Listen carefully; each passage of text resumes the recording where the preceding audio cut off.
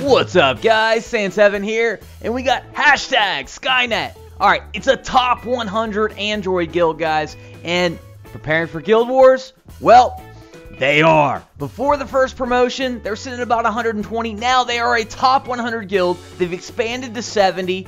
And guys, if you want to be part of the run that they're going to be making, and you're interested in Guild Wars, looking for that guild, well, be a part of hashtag Skynet to make that run to the top 50, max that guild out, and guys, contact Psaud or Zoomy87 on line chat. Check the description for all the requirement details, boss time, and everything else, but let's get into the video, which, well, alright, Emo versus the boss, as opposed to Reaper versus the boss, and basically, this entire boss is tanking with Pumpkin Duke and a number of different strategies to do it.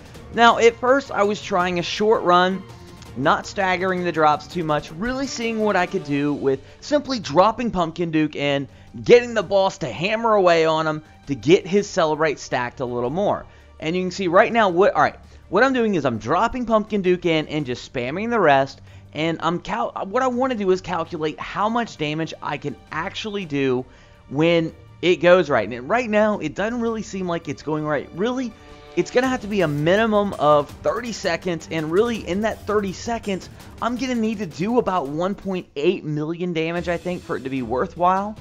So, going to test it a few more times, basically drop a little farther away, and see if that helps out a bit, and actually, well, it looks like it does.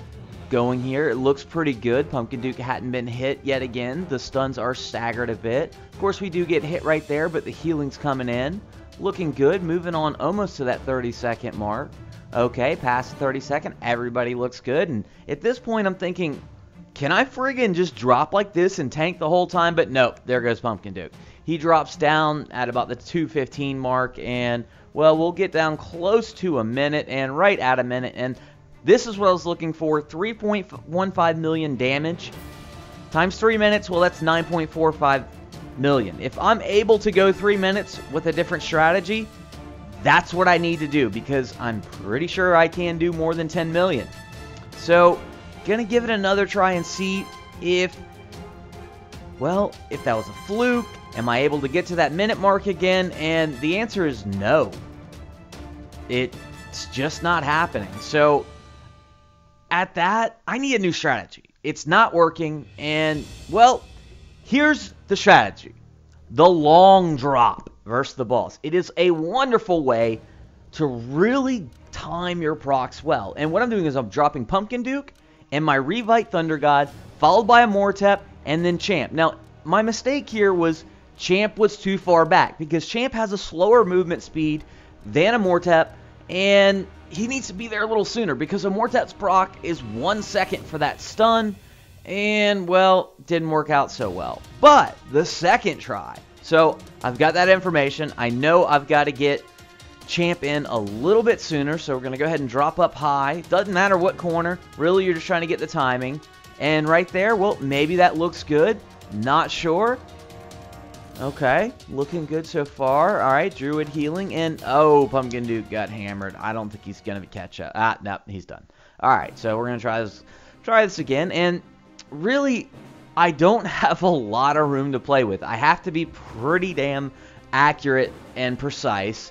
So, okay, over here, you notice the space between Thunder God and Immortep. They have the same speed, but Thunder God has that Revite. If he doesn't have Revite, you're going to have to stick Immortep a little farther back. But you can see how close Champ is to Immortep, and that's because Immortep only has that stun of 1 second versus Thunder God being at 1.5. Okay, from here, starting off pretty good. Go ahead and get that fervor in there, and this is what I want you to pay attention to. Yes, Pumpkin Duke is getting hit. So, if you're going to tank with Pumpkin Duke, you're going to need to have him up around 108, or just basically over 100, as long as your Druid has his skill up to 4 of 9, which my Druid only has a skill of 3 of 9 at this point. So, that's something I just upgraded today, but for this video, he was at 3 of 9, and 4 of 9, you get a lot more heal. But what I want you to pay attention to is, when Pumpkin Duke gets hit, he'll get hit 1 time, and 2 times, and 3 times. And now he's not going to get hit for, well, there's the 4th time. But now, basically, by getting hit, what it's going to do is increase his celebrate. He's going to stack that extra time, and it's going to give him more time to get healed by Druid. You can see as soon as he gets hit, he's getting healed. The boss is not hitting him every proc cycle.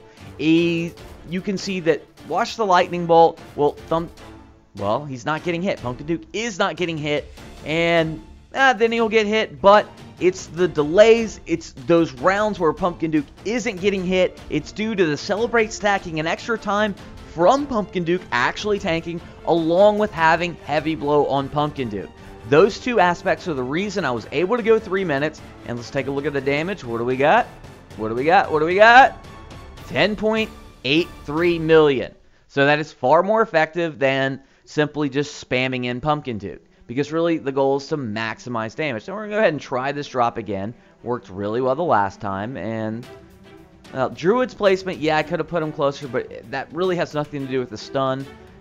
Champ, that looks good. This looks good to me. I mean, from the last one to this one, I can't tell much of a difference.